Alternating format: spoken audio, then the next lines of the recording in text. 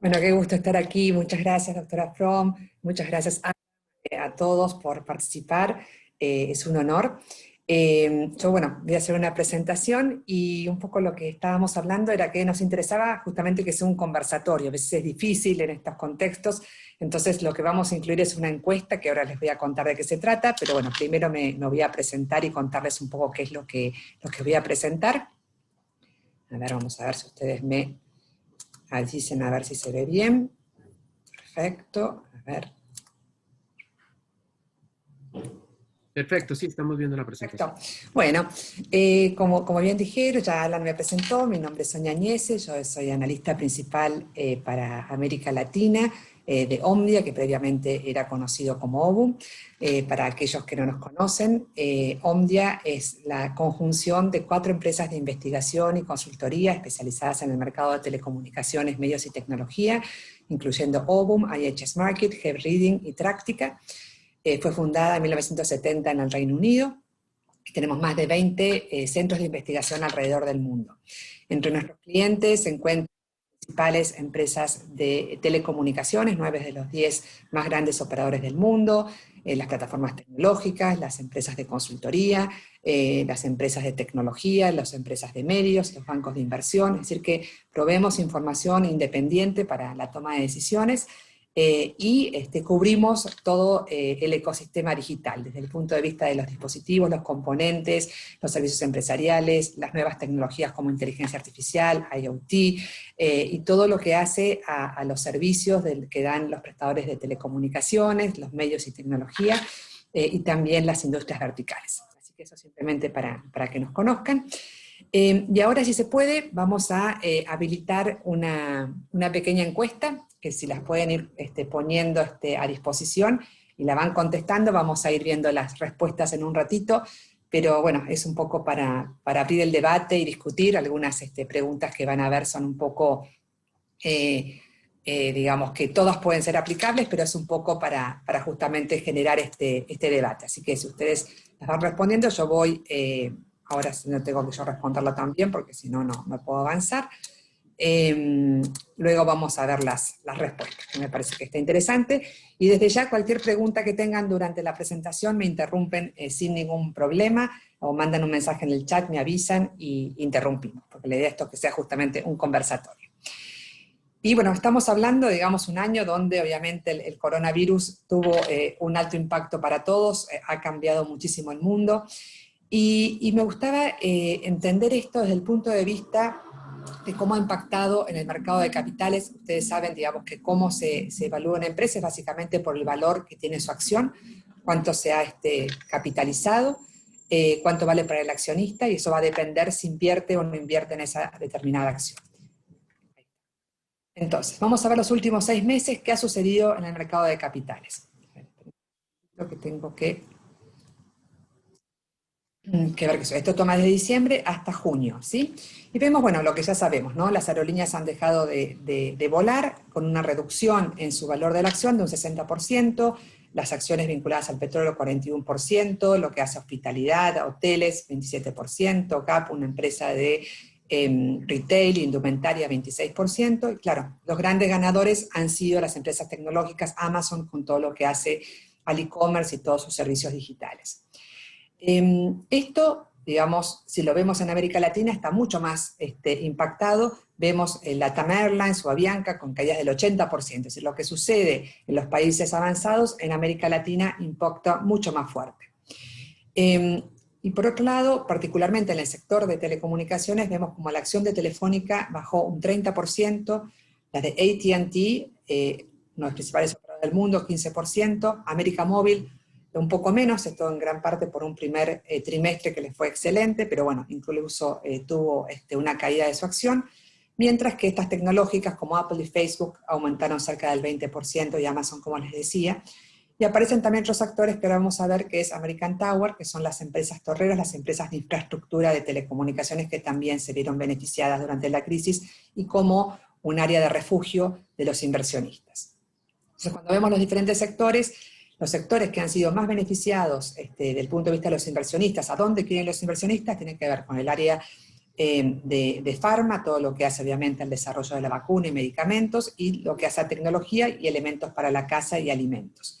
Mientras que las telecomunicaciones, más allá que, como decíamos, es fundamental para estar conectados, para poder estar educándonos, para poder estar conectados con el teletrabajo, este sector ha tenido un gran crecimiento en su tráfico, ha sido, digamos, uno de los sectores más destacados en cuanto a aumentos durante la pandemia, pero sin embargo esto no se ve reflejado en los ingresos ni tampoco, digamos, en el valor de las acciones. Obviamente no estamos hablando de sectores tan gravemente afectados como la hospitalidad, la energía, pero de todos modos las acciones han bajado, y particularmente en América Latina.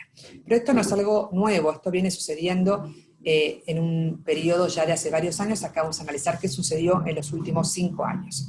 Entonces, analizamos la acción de Telefónica en los últimos 5 años, ha visto su valor reducido en un 62%. Ya Telefónica ha anunciado, digamos, que se va a concentrar en esos 4 principales mercados, que en América Latina es únicamente Brasil, y viendo otras oportunidades y formas de negocio para el resto de la región. América Móvil, el líder en la región, el principal operador de América Latina, redujo su valor de la acción un 30%. Mientras que el índice, digamos, de Standard & Poor's, que marca, digamos, un promedio del mercado, creció un 49%. Esto muestra, digamos, que estas compañías, que más allá que uno en sus mercados las ve grandes, las ve que permanentemente tienen ingresos, que están utilizadas por todos, los inversionistas no están buscando este tipo de empresas para invertir y buscar un retorno por diferentes razones que vamos a ver. Y esto no es algo solamente en América Latina, esto sucede en todos los mercados. AT&T también redujo su valor de acción un 9%, Vodafone, con cobertura en Europa, en Asia y en África, redujo su valor un 53%.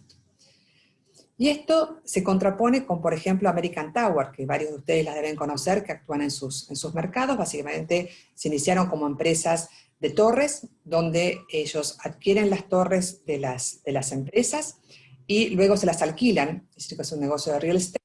Desarrollan sus propias torres y su propia infraestructura para alquilársela a varios operadores, y también están ingresando ahora a los mercados de despliegue de fibra óptica, por ejemplo. Entonces, estas empresas, vemos otra que es SBA, un aumento del 171%. Y esto es curioso, ¿no? Porque se contrapone con lo que vimos recién de las empresas de telecomunicaciones, como estas empresas que, digamos, dan los servicios, en definitiva, toman el principal beneficio, estas empresas tecnológicas como Apple, como Amazon, que crecen al 500%, Facebook 180%, a la vez estas empresas de infraestructura que también presentan un gran beneficio, porque saben que permanentemente van a cobrar ese alquiler, pero que claramente las empresas de telecomunicaciones no ven esto reflejado en su valor de la acción. Entonces, hoy las empresas están ante este escenario, ¿no? Los ingresos están estables o tienden a la reducción, el tráfico que crece, hemos visto durante la pandemia cómo esto se vio incrementado, y la inversión en capital, que cada vez tiene que ser mayor, tanto para prever estos aumentos de tráfico como para el recambio tecnológico, y a la vez para llegar a aquellos que no están conectados. Entonces, acá digamos algunos aspectos esenciales porque esto se da, pero básicamente una gran competencia, hay una fuerte, digamos, impulso sobre los precios que no se pueden incrementar, la competencia de los OTTs, la mayor regulación, la necesidad de tener un capital intensivo, hacen que generen estas cuestiones. Son empresas que son interesantes porque tienen un cash flow que permanentemente es fijo, pero bueno, este cash flow terminan llevándoselo otros.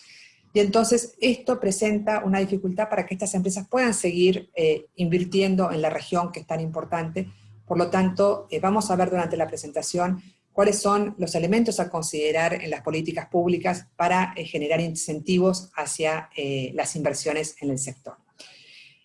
Cuando analizamos cómo es la inversión, vemos que el 70% de las inversiones en infraestructura digital está realizada por los operadores de telecomunicaciones, básicamente la mitad fijo y la mitad móvil, y un 25% por los proveedores de Internet, que tienen sus data centers, tienen cables submarinos, pero todavía es una parte menor comparada con lo que realizan los operadores de telecomunicaciones, y a la vez estos operadores neutrales, como estas torreras, como yo les decía antes, es una parte muy pequeña, solamente un 4% por el momento a nivel mundial. Acá algunos datos de contexto. Entonces, esta situación de mayor regulación genera, digamos, mayor incertidumbre y aversión al riesgo, con lo cual genera, digamos, una incidencia en aquellos mercados que son de capital intensivo, con lo cual los operadores, los inversionistas que dicen, bueno, me voy a estas empresas tecnológicas que me van a dar un rendimiento mucho más alto, con menor riesgo y con mayor posibilidad de tener un retorno fácil.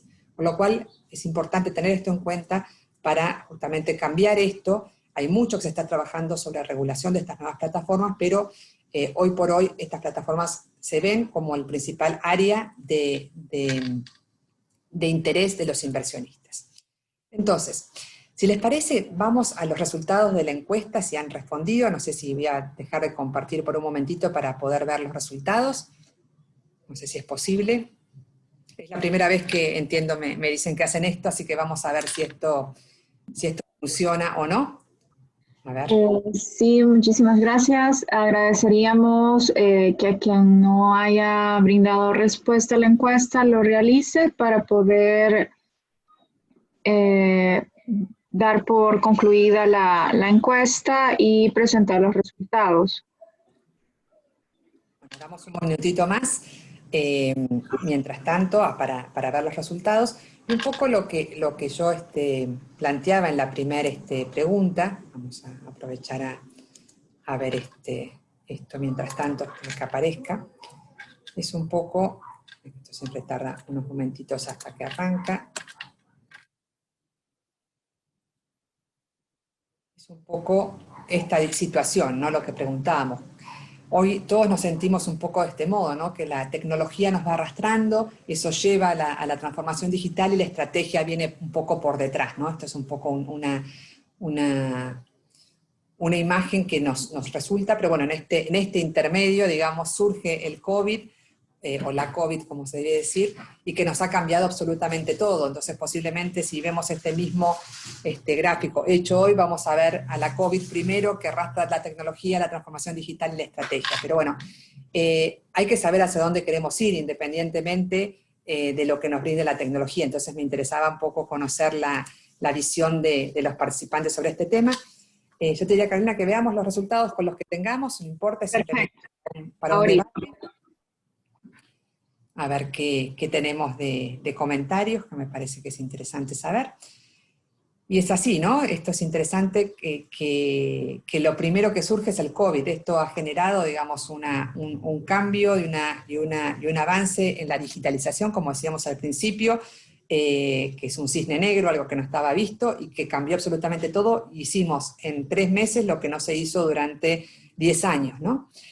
En segundo lugar, aparece las nuevas tecnologías como parte de lo que lidera el cambio de la transformación digital, como mostraba esta imagen, ¿no? A veces las tecnologías nos llevan a cambiar porque esto está siendo adoptado, y a la vez todo es cierto, ¿no? Porque la estrategia debe definirse primero, hacia dónde queremos ir, con lo cual no hay respuesta que esté mal, es simplemente para entender hacia dónde vamos, y entendemos que el catalizador principal hoy de la transformación digital está vinculado al COVID.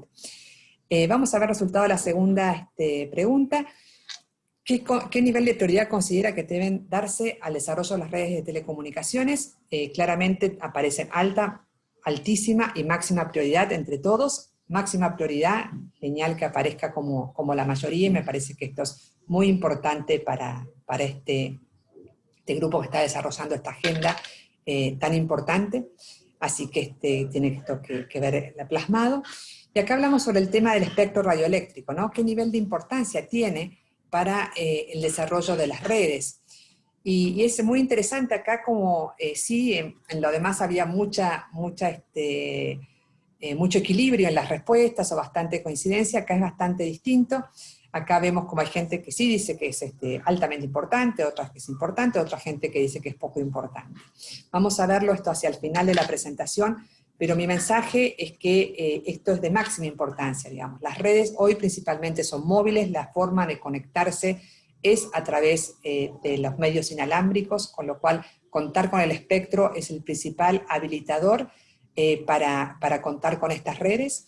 A la vez, las condiciones en las que se dé este espectro van a determinar cuán rápido o no se despliegan las redes. y a la vez es lo que asegura un despliegue costo eficiente, ¿no? Así que me parece que esto es algo para ahondar, y como decía Alan, seguramente habrá algunos otros conversatorios sobre el tema del espectro, pero sí quiero dejarles este mensaje que yo considero que el espectro, y de acuerdo a varios estudios, está entre las prioridades 1, 12 o 3 al máximo para el desarrollo de las redes. Tal vez es un poco un tema técnico que uno lo ve, pero en definitiva es el oxígeno, es lo que permite que estas redes existan. Todos ustedes hoy, de algún modo u otro, están conectados a través del espectro, a través del Wi-Fi, a través de su red móvil 4G, entonces el Wi-Fi también está evolucionando, estamos hablando de todo tipo de espectro, y esto requiere una coordinación y un foco específico para asegurar que los países cuenten con este recurso para el desarrollo de sus redes. Así que bueno, ¿algún comentario? ¿Alguien quiere decir algo sobre esto? A ver, acá me preguntan algo, a ver. Uy, es algo largo. De inversión de proyecto, invertir, es un poco largo. A ver, me parece que vamos a hacer un poco avanzo sobre la presentación y luego entramos en detalle, porque sí entiendo que hay limitaciones de recursos y el tema de la brecha digital es crítico, por lo cual me gustaría compartir lo que tenía preparado y luego entramos más en detalle, porque un poco es justamente cómo priorizar estos recursos que sabemos que son pocos y que hay que tratar de maximizarlos para digamos, aprovechar al máximo, digamos, lo que cada uno de los países pueda invertir en redes digamos, y que tenga el mayor impacto posible. Vamos a ver si avanzan los slides. Esto generalmente siempre demora un poquito, pero no dejo la pregunta sin responder. Simplemente que les quiero compartir un poco hacia qué me refería yo en la presentación. Dicen que no está. Ahí está. Gran parte de lo que les voy a presentar está en un estudio que hemos desarrollado que habla sobre los modelos de inversión justamente para reducir la brecha.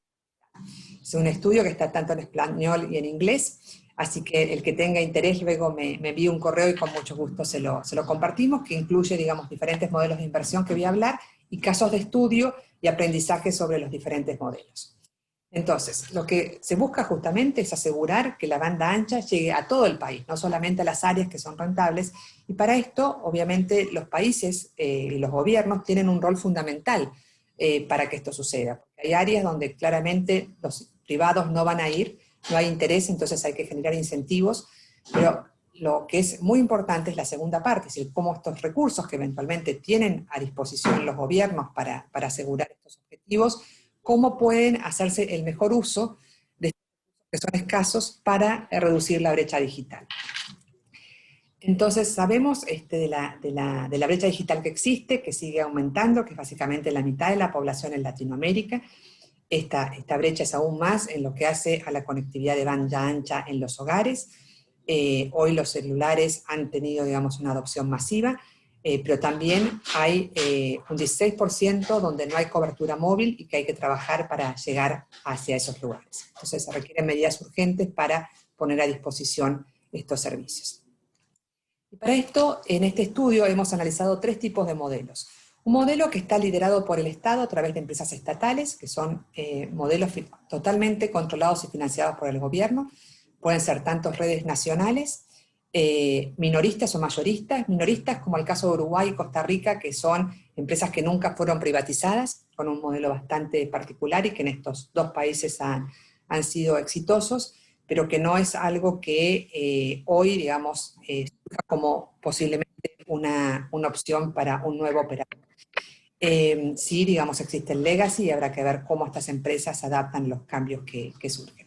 Lo que sí existe son redes nacionales mayoristas, como el caso de Australia, como el caso de Argentina, y luego las redes municipales que obviamente están mucho más acotadas a ciertos espacios pequeños, y acá tomamos ejemplos de Estados Unidos y de Suecia.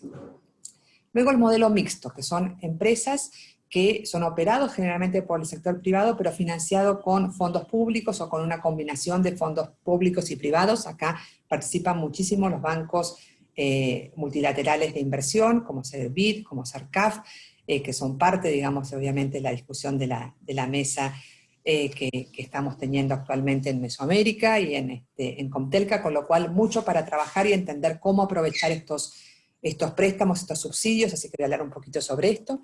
Y luego el modelo a través de los operadores privados, que es financiado por el sector privado, pero también con incentivos para llegar a estas áreas que posiblemente no hay un interés inicial de llegar, porque no son rentables, ya sea a través de obligaciones regulatorias o a través de subsidios indirectos o incentivos regulatorios que vamos a ver. Entonces, en cuanto a las compañías de titularidad del Estado, empresas públicas, en el sector de telecomunicaciones son muy poquitas. Estamos hablando entre un 2 y 3% del total de las empresas de los países de la OCDE. Así que en general las empresas del Estado se concentran en otros negocios, básicamente con el transporte, con lo que hace a la electricidad, al gas, a sectores primarios, a la manufactura, a las finanzas. Y vemos, por ejemplo, sí del caso de Australia, no sé si lo conocen, que es la NBN, que es la Red Nacional de Banda Ancha de Australia, que Australia decidió hacer una red nueva para llegar a todo el país.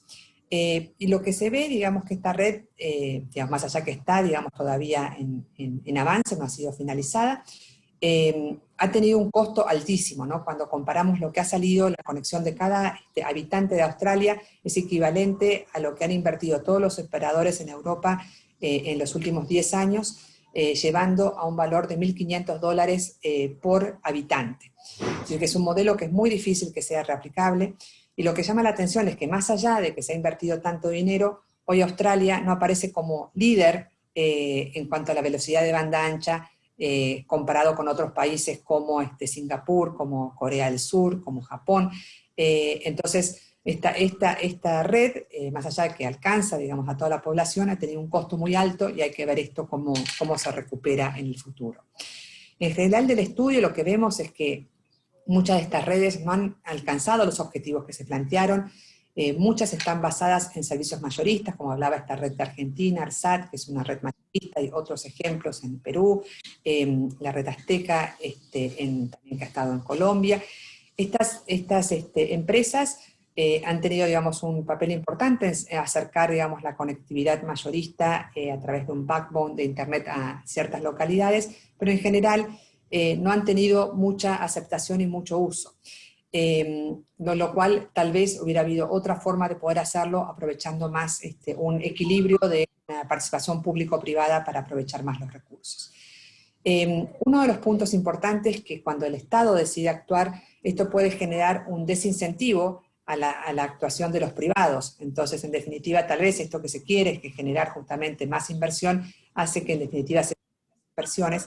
Y para esto les recomiendo la guía que tiene la OECD sobre cómo hacer la gobernanza de estas empresas de titularidad estatal, que lo que plantea es tener justamente muy diferenciado lo que son los reguladores, que tienen que ser reguladores independientes para la gestión de estas empresas, y a la vez estas empresas tienen que estar manejadas en forma independiente de todas las acciones de gobierno. Y asegurar esto para que no se genere una distorsión en la competencia en el mercado.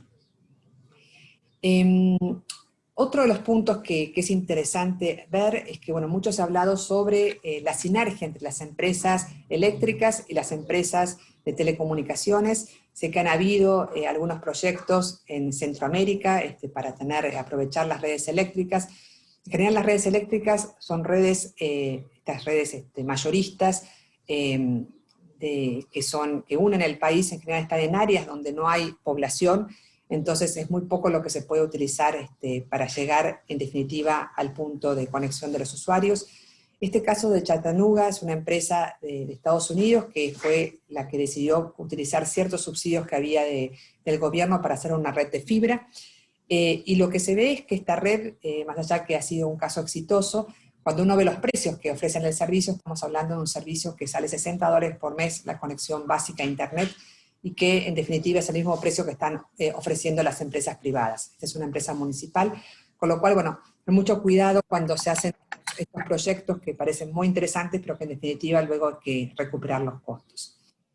Lo que se ha visto, digamos, en estas redes que son de última milla, es que los costos que se pueden ahorrar compartiendo infraestructura de telecomunicaciones con infraestructura de electricidad son pocos, en general son menos del 20% los ahorros que se hacen, obviamente son bienvenidos, y que son principalmente el uso compartido de los postes. Acá, bueno, hay mucho para trabajar en cuanto a la normativa, en cuanto a cuáles son los costos para alquilar estos postes, cómo se pueden compartir en forma eficiente, porque a veces los postes también se dejan los cables puestos durante mucho tiempo, no hay disponibilidad para poder aprovecharlos. Entonces, bueno, sí hay oportunidades de coinversión, particularmente cuando son áreas verdes y áreas nuevas que hay que llegar. Así que hemos visto, digamos, en algunos países que han habido acuerdos entre operadores de telecomunicaciones y operadores de energía para aprovechar los ductos, para aprovechar los postes, y que puede ser una oportunidad, pero siempre teniendo en cuenta que, bueno, los ahorros que se van a hacer tal vez no sean tan significativos, excepto que sea, digamos, una nueva obra que se está haciendo, que sí es importantísimo aprovechar en esa obra inicial, hacer todo el tendido de una única vez. Luego vamos al modelo mixto, que les decía que es tan importante porque justamente es esta participación público-privada, que es algo que tiene, digamos, muchísimo potencial hacia adelante. Cuando uno ve América Latina, ve que la inversión en infraestructura, el 75% está hecha por el Estado, ¿sí? Solamente un 25% de la inversión en forma histórica ha sido hecha por los privados, ¿no? Esto es una referencia muy importante a considerar. Pero ¿qué sucede particularmente en el sector de telecomunicaciones? Esto está invertido. El 80% de las inversiones la han hecho los privados y los gobiernos, los estados han hecho solamente el 20%. Esto es inverso a lo que es las redes de transporte, o las redes de agua y saneamiento, e incluso de energía. Entonces sepamos, digamos, que los recursos son escasos y que hay que aprovechar al máximo este espíritu que tienen los privados para invertir, que como vemos hoy tiene una dificultad muy grande en el mercado de capitales porque las empresas, digamos, los inversionistas ven como mucho más atractivo ver una empresa de tecnología más que una empresa de infraestructura. Y particularmente en la asociación público-privada, cuando analizamos históricamente, son muy pocos los casos de ejemplos de asociaciones público-privadas en el sector de telecomunicaciones. En general están orientadas a otros sectores, con lo cual mucho para trabajar. Creemos que hay muchísimo potencial en este sentido, pero esto implica un diálogo muy importante entre todos los actores, sumar a los actores privados, sumar a los actores vinculados a los bancos de inversión y a los gobiernos para ver dónde están estos proyectos y particularmente para llegar a estas áreas que hoy no tienen cobertura de Internet. Y hablando sobre estas áreas que no tienen cobertura de Internet, me refiero a los lineamientos que tiene la Unión Europea. La Unión Europea destina, digamos, una gran parte de subsidios para llegar a estas áreas con financiamiento público, pero para esto tienen que seguir ciertas normas, no pueden poner esta inversión en cualquier sector. Por un lado hay áreas negras, que las denominan de este modo, que son áreas densamente pobladas, las ciudades donde hay competencia, hay operadores, entonces la participación de redes estatales puede tener un efecto muy contraproducente, con lo cual el primer foco serían estas zonas blancas, donde no hay infraestructura de banda ancha o una infraestructura mínima, o muy obsoleta, que no hay, digamos, perspectivas que nadie en el futuro cercano vaya a hacerlo. Entonces ahí sí se plantea el financiamiento público-privado. Puede haber alguna zona gris, donde, bueno, tal vez hay un único operador, las redes no tienen suficiente calidad, y puede ser fuente de financiamiento, pero el primer foco son estas zonas blancas. Y para esto, ¿cuáles son las reglas, no? Hay un punto claro que si el Estado va por sí mismo puede distorsionar la competencia, con lo cual las condiciones para dar dinero en estas áreas es casi un mapa detallado y un análisis de cobertura, es decir, que trabajar con las estadísticas, entender dónde falta cobertura, hacia dónde hay que ir. Para esto siempre trabajar con el modelo de consulta pública, para entender qué dicen los actores, trabajar en las mesas de trabajo, entender las prioridades. Tal vez hay zonas que, digamos, no se le da tanto interés, pero tal vez con una inversión mínima se le puede llegar a dar resultado, entonces tal vez aprovechar esto para aprovechar la infraestructura existente. A la vez, siempre trabajar sobre modelos de subsidios basados en quién pide el menor subsidio, es decir, con un modelo de subastas, con un modelo de concurso. Entonces aquel que pide el menor recurso es el que puede tener la posibilidad de ganarlo. Neutralidad tecnológica, no asociarlo a ninguna tecnología, si el operador quiere ir con 4G, si quiere ir con fibra, si quiere ir con tecnología inalámbrica, Wi-Fi. todo está aceptado mientras se pongan parámetros de qué tipo de servicios se tiene que cubrir. Reutilizar la infraestructura existente, ¿sí? Uno de los puntos es que cualquier inversión que se haga con fondos públicos tiene que estar abierta a cualquiera que la pueda utilizar, es decir, que haya un acceso mayorista y que se reutilice la infraestructura que ya existe para hacer justamente la inversión menor posible. A la vez, como les digo, existe un precio mayorista, tiene que estar basado en precios de referencia internacional o la autoridad regulatoria establecer una regulación de cuáles son estos precios. A la vez, bueno, siempre transparencia, seguimiento, hacer informes y entender cómo está avanzando los proyectos, tal vez empezar con algunos proyectos pilotos y luego escalarlos. Pero esto sí es muy importante para asegurarse de dar transparencia y no disminuir los incentivos a la inversión. Y luego los modelos de inversión de actores privados. Esto es el modelo que principalmente existe en la región, como les decía, el 80% son inversores privados. Y por un lado, lo que hemos visto es que muchas veces a las concesiones, ya sean de espectro o licencias, se le adiciona obligaciones regulatorias de llegar a ciertas zonas aisladas, a ciertos pueblos, a dar servicio en las escuelas, dar servicio en los ayuntamientos municipales, o tal vez cobertura en las rutas. Este modelo ha sido utilizado en Brasil, en Chile, en Argentina, en Colombia, así que es parte, digamos, de un modelo para analizar. Y el otro tiene que ver con los subsidios indirectos. Puede ser, por ejemplo, reducción de los impuestos. Esto, en definitiva, si se reducen los impuestos, hace que el servicio sea más económico y sea más fácil para que los usuarios puedan adquirirlo. Tener un cliente ancla, esto se ha aplicado en Polonia y en Inglaterra, que es básicamente, bueno, si se va a una determinada localidad, el Estado se compromete a contratarle el servicio para dar servicio al ayuntamiento municipal, a la escuela, al área de seguridad por un periodo, no sé, de 3 años. Entonces, sabiendo que el operador va a tener asegurado a lo mínimo un contrato por 3 años para un determinado cliente, hace la inversión de riesgo y luego podrá crecer ahí con los clientes residenciales que vivan en la zona. Luego, un modelo que es interesante, que es el modelo de flexibilidad regulatoria.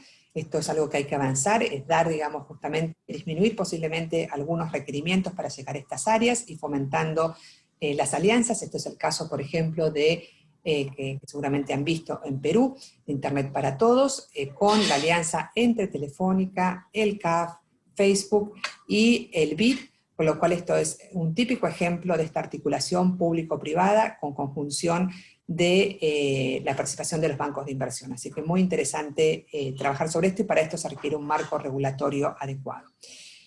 Subsidios a los clientes, es decir, aquellos clientes que pueden pagar el servicio, que son que cobran algún tipo de subsidio, se le da, digamos, un determinado monto para que puedan contratar los servicios, o luego pueden ser préstamos que tengan una recuperación en un largo plazo. Así que, bueno, muchos modelos lo pueden ver luego en detalle en el reporte. Y acá, bueno, tomo de vuelta este ejemplo de Internet para Todos, y esto también viene de la mano con nuevas tecnologías que están apareciendo. Entonces, tal vez también hay que tener en cuenta que la tecnología va a estar de nuestro lado para ayudarnos a llevar Internet a estos lugares tan aislados. Existen muchas iniciativas, por ejemplo con Google, que tiene su iniciativa de estos globos aerostáticos, Loon, que es muy interesante. Ya está esto funcionando, todavía es muy pequeña la escala, pero puede ser algo interesante. Empresas más tradicionales como AT&T tienen el proyecto AirKick, que pone, digamos, unos equipos junto con las torres de electricidad para dar Internet en la zona. Internet para Todos, que ya lo mencioné con esta alianza, que también utiliza nuevas tecnologías de Open RAN, que se denominan así, para tener los equipos de conexión con tecnología abierta y poder abrir el ecosistema de los radiobases. Y una nueva que es SpaceX, que es esta tecnología de satélites de baja órbita, que está fundada por el fundador de Tesla, Elon Musk. Ya está haciendo pruebas, el año que viene dice que va a estar disponible esta tecnología, aseguran baja latencia y velocidades mayores a 100 megas, así que bueno, puede ser muy interesante. Obviamente sabemos los satélites, el poder que tiene para llegar a todo el territorio, así que también tener en cuenta que seguramente habrá avances tecnológicos que van a ayudar a achicar la brecha digital. Y dicho esto, digamos, ustedes tienen una tarea que es hablar justamente sobre la agenda digital que hay que desarrollar. Y lo que hemos visto que en el pasado se hablaba mucho de los planes nacionales de banda ancha, y esto ha mutado hoy a las estrategias nacionales digitales. Esto va mucho más allá de la conectividad, y que en general, digamos, incluye 5 pilares recomendados por la OCDE, que el primero de todos es la conectividad. Si no tenemos la conectividad, nada del resto va a ser posible. El segundo tiene que ver con el uso efectivo, es decir, que asegurarse que las personas puedan utilizar estas redes y que tengan las habilidades necesarias para poder utilizarlas. Para esto se requieren políticas públicas que acorde a lo que se requiere incentivar las inversiones, y obviamente todo lo que hace a seguridad y privacidad. Cada gobierno tendrá que desarrollar la propia, teniendo en cuenta cuáles son las capacidades que tiene. Y para esto, para ir terminando, algunos principios a tener en cuenta: cómo fomentar la inversión para el beneficio de la población. El primero es tener un marco legal apropiado para la inversión. Y esto, digamos, es darle previsibilidad a los inversionistas. Como decía antes, hoy, digamos, los inversionistas tienen que asegurarse que van a tener un retorno, con lo cual, ¿cuáles son las reglas de juego que se le están poniendo? Para esto se requiere que haya una apertura a la inversión extranjera. En América Latina estamos, que los inversores extranjeros vengan, y aseguran que las redes tengan el mejor uso posible, es decir, la neutralidad tecnológica y la poder dar servicios integrados. Si la red solamente se realiza para un servicio de televisión, pero no puedo dar internet, o no puedo dar servicio de telefonía móvil, o no puedo dar servicios de televisión paga, obviamente se va a hacer mucho más difícil la posibilidad de que se desarrolle esa red. Tener en cuenta, digamos, que la competencia es fundamental. Hay que asegurar que exista competencia dinámica y que a la vez haya, digamos, un cumplimiento del marco legal. No solamente basta con que exista el marco, sino que se haga cumplir. Y algo que me parece que es importantísimo, teniendo en cuenta, digamos, la visión regional que ustedes tienen, es armonizar los marcos regulatorios regionales. Nosotros cada uno nos vemos como de un país diferente, pero cuando uno ve un inversionista habla de América Latina como una única región, y entender que cada país tiene un marco regulatorio distinto, obligaciones regulatorias distintas, condiciones diferentes, hace posiblemente que haga mucho más difícil invertir, particularmente en los países más pequeños que no tienen una economía de escala propia. Entonces, si uno le puede asegurar, como hizo en su momento la Unión Europea, un marco regulatorio común, al menos en algunos principios básicos, esto es un fomento muy importante para las inversiones a futuro. Como segundo punto, las instituciones regulatorias estables, confiables y efectivas, asegurarse que el regulador va a hacer cumplir estas normas. El tercero tiene justamente que ver con eliminar las barreras de entradas para impulsar el uso y el despliegue de la infraestructura. Y esto tiene que ver justamente con 3 aspectos fundamentales. Uno, promover el uso de la infraestructura existente. Como yo decía, bueno, si tenemos postes que se utilizan para electricidad, que también se puedan utilizar para lo que tiene que ver con las redes de internet, o si hay un ducto que se pueda compartir para todo tipo de servicios. Segundo, reducir las barreras al despliegue. Todos deben saber, cuando va a una empresa, la dificultad que tiene para tener el permiso municipal, el permiso nacional, el permiso de la autoridad de gestión ecológica. Entonces, todo esto hay que tratar de que sea lo más rápido y fácil posible para no poner ningún tipo de freno. Y luego, el tercero, que es fundamental y que yo les hice la pregunta al inicio, que tiene que ver con el espectro: facilitar el espectro apropiado y en las condiciones adecuadas, de acuerdo a diversos estudios, es la medida regulatoria de mayor impacto en el desarrollo de la banda ancha. Así que esto es un tema fundamental, central, así que ponerle foco y tratar de liberar al máximo espectro posible, lo más rápido posible, para detonar el crecimiento de Internet y la digitalización en los próximos años. Los últimos puntos tienen que ver con reducir los costos artificiales para estimular el desempeño de los mercados locales, la accesibilidad de los servicios, lo que yo hablaba del tema impositivo, ver cómo se puede trabajar para reducir estos costos. También hablamos de los costos de las licencias, el costo del espectro. El quinto punto tiene que ver con el financiamiento público-privado donde el mercado no alcance. Sabemos que el mercado no va a llegar a todos lados, con lo cual trabajar en las alianzas, en el fomento de este diálogo público-privado, y si hay fondos de servicio universal, que sean utilizados con criterios de aprovecharlos y de que no queden, digamos, sin utilización o mal utilizados sin el seguimiento que corresponde. Y a la vez también tener en cuenta que estamos en este mundo de la digitalización, de las nuevas tecnologías, con lo cual estos marcos regulatorios tienen que ser modernos y tienen que fomentar la innovación tecnológica para que aparezcan estos nuevos modelos que están surgiendo, que tienen que ver con la compartición de datos, con lo que hace a todo lo que hace nuestra nueva vida digital, así que asegurarnos que estos marcos faciliten el desarrollo a futuro. Y acá, tomando las palabras de la Secretaria General de Iberoamericano, la agenda digital se ha vuelto ya no productividad o crecimiento económico inclusivo, sino directamente en un tema de supervivencia. Aquellos que no tengan su agenda digital, que no trabajen para esto, son países que no van a sobrevivir en el futuro. Así que bueno, con esto termino mi presentación, les dejo mis datos de mail y ahora pasamos a las preguntas.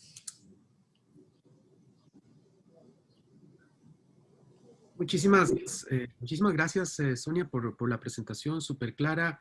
Muy interesante la iniciativa en temas de infraestructura de la Unión Europea, que de alguna u otra forma pues marca, digamos, deja como las líneas claras hacia dónde se va.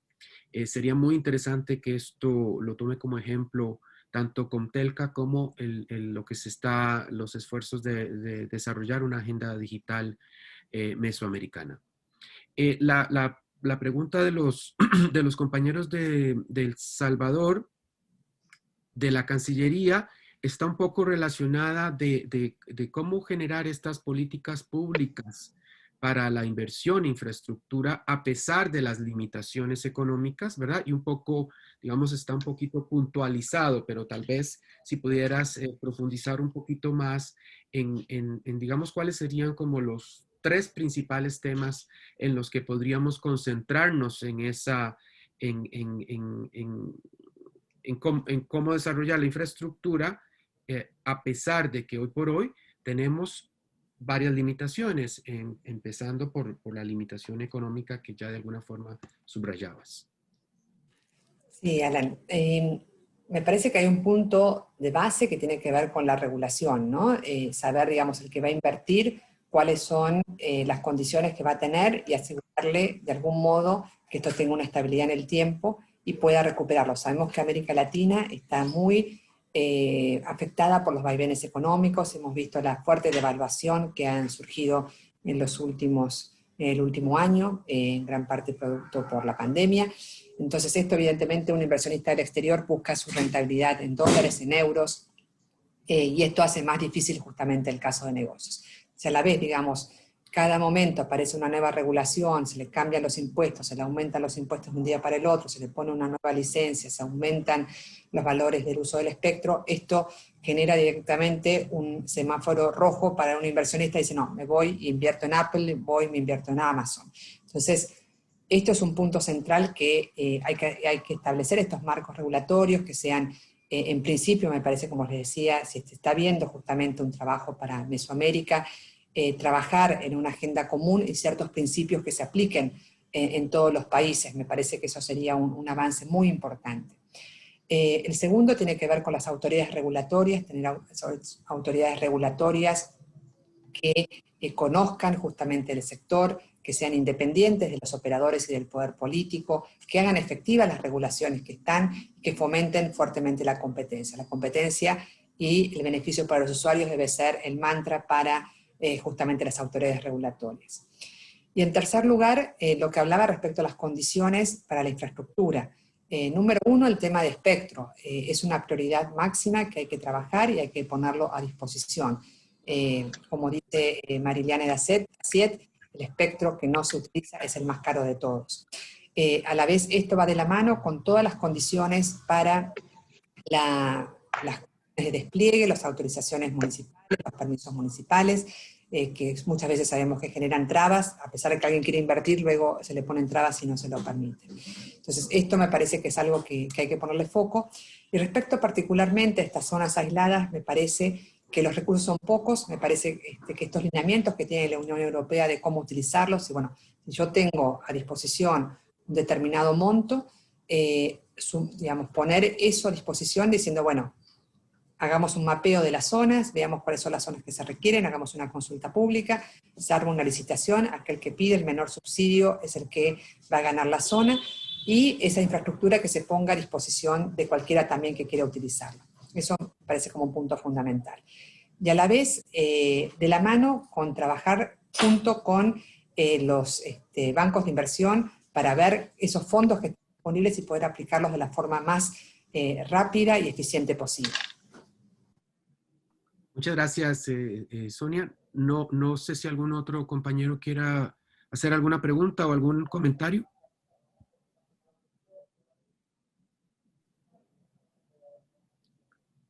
Bueno, me parece que no hay más consultas.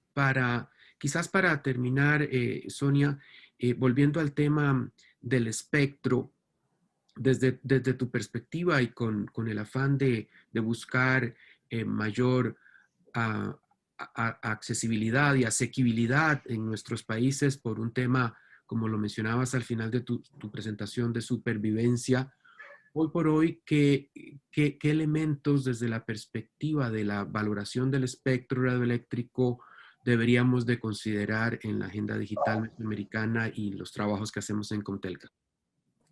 Perfecto. Primero, digamos, el espectro que se destina a los servicios tiene que estar armonizado, para eso sabemos que trabaja la UIT muy fuertemente sobre esto, y es fundamental, digamos, que el espectro que se asigne sea en cantidades suficientes. Es decir, bueno, hemos atribuido espectro, pero 10 MHz para un operador con el nivel de tráfico que hoy tiene posiblemente es muy poco. Entonces, es tener el adecuado, tener las cantidades adecuadas, digamos, el espectro 4G que no se está utilizando, eso es lo primero que debiera liberarse lo antes posible. Hemos visto durante la pandemia cómo algunos países entregaron espectro en forma transitoria, espectro que no se utiliza, con lo cual, bueno, ponerlo a disposición y tal vez prever que eso se pueda pagar más adelante, pero sí, al habilitar simplemente espectro, la capacidad de la red se multiplica instantáneamente. Entonces, parece que esto es fundamental. Ver dónde están las dificultades. A veces se plantea una dificultad que se puede solucionar desde un punto de vista técnico, y también entender que el espectro es un recurso para la sociedad y que el valor que tiene es altísimo, con lo cual a veces vemos el afán de las áreas de finanzas, de los gobiernos, y hace que se pongan precios altísimos para adquirir este espectro, y en definitiva eso hace que el precio de los servicios tiende a aumentar y a la vez hace menos incentivos para que más empresas ingresen al mercado. Entonces, me parece que las condiciones a las que se ponga a disposición el espectro tienen que asegurar que sea pagable. Muchas veces me parece interesante siempre ver el modelo chileno, que en vez de poner un valor, sino es un compromiso de inversión en zonas que posiblemente los operadores si no irían, y eso ha funcionado bien, pero tampoco hay que ver, digamos, que sea también algo razonable, porque también se ponen obligaciones de cobertura que son imposibles de cumplir.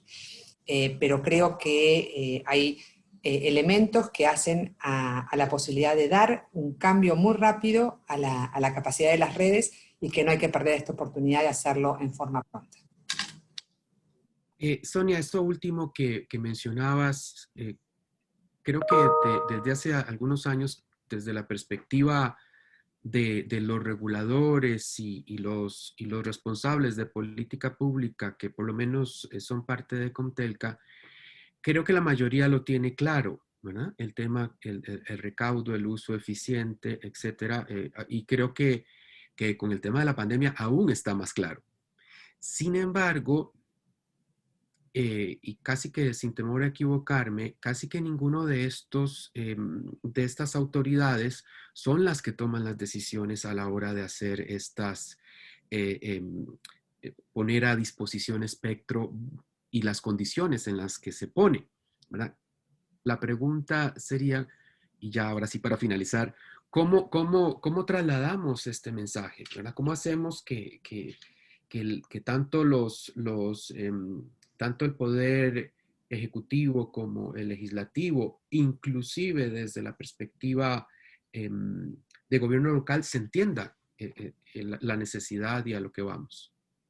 Sí, me parece que hasta ahora tal vez el mensaje no ha sido tan claro. Creo que justamente la respuesta que tuvimos en la encuesta nos da esta idea, ¿no? Que la gente dice, bueno, es importante, pero no es tanto, es igual el servicio funciona. Me parece que tenemos que ser mucho más, desde el sector, mucho más claros respecto a la importancia que esto tiene, mostrar, digamos, cuál es el costo para el suscriptor teniendo espectro o no teniendo, y a la vez cuál es el costo que esto genera adicional por no contar con el espectro. Entonces, mostrando estos escenarios con espectro y sin espectro, con espectro que se evalúa a 1000 o espectro que se evalúa a 10, ¿cuáles son las diferencias? Entonces, cuando hablamos con el Ministerio de Finanzas, ellos quieren ver los números. Entonces, entender el impacto que tiene en la economía esta decisión del espectro me parece que es fundamental y hay que trabajar sobre este discurso para que sea algo que llegue a todos los niveles y adecuado al lenguaje de cada una de las personas que estamos hablando, si es una persona que es del ámbito municipal, si es del ámbito del gobierno nacional, si es del área de finanzas, y no quede como algo nada más de gente de técnica que habla sobre megahertz, gigahertz y temas que IMT y siglas que la mayoría de la gente no entiende. Gente le dice espectro y tampoco a veces ni siquiera sabe de qué estamos hablando, ¿no? Entonces, llevar esto a un lenguaje mucho más coloquial y con números concretos que muestre el impacto que esto tiene en los diferentes escenarios. Eso sería un muy interesante action point para una agenda digital mesoamericana. Sonia, siempre es un placer escucharte, muy elocuente, mucha información, todo muy, muy bien fundamentado, te felicito, muchísimas gracias. Te agradezco a nombre del proyecto Mesoamérica y de Comtelca por todo el conocimiento que nos compartiste esta mañana. Y quizás nada más para despedirte, que nos contaras, para los que no saben, Sonia también es una chica LATAM. Y pues a mí esa organización, esto que hacen ustedes me parece fabuloso y tal vez nos podrías contar ya para despedirte en qué Qué consiste. bueno. Bueno, gracias, Alan. Sí, soy una de las fundadoras de Chicas TIC LATAM, que es una red de networking de mujeres del sector que busca promover el liderazgo justamente de las mujeres en el sector de telecomunicaciones, medios y tecnología. Nacimos acá en Argentina, pero ya cubrimos toda la región. Tenemos una alianza con Conectadas de México y trabajamos justamente en visibilizar las mujeres líderes en la región, alentar a las jóvenes que se sumen, sabiendo que hay oportunidades, y también mostrando que no tener mujeres en los puestos de liderazgo genera un impacto muy negativo hacia las empresas y hacia la sociedad, porque estamos perdiendo uno de los capitales más importantes que tenemos. Así que los invito a sumarse, la que quiera y el que quiera se contacta conmigo. Estamos en las redes, por Chicas TIC LATAM nos pueden encontrar, y todos bienvenidos a sumarse. Hacemos actividades networking virtuales en este momento, y también algunas presenciales que son más divertidas, que justamente es una de las fallas que tenemos las mujeres, que nunca le dedicamos el tiempo suficiente al networking. Así que todos bienvenidos a sumarse, y muchas gracias, Alan, por destacar la iniciativa. Muchísimas gracias y muy buenos días a todos. Les recuerdo que esta grabación va a estar disponible, así como el material que nos compartió hoy Sonia. Gracias, buenos días a todos.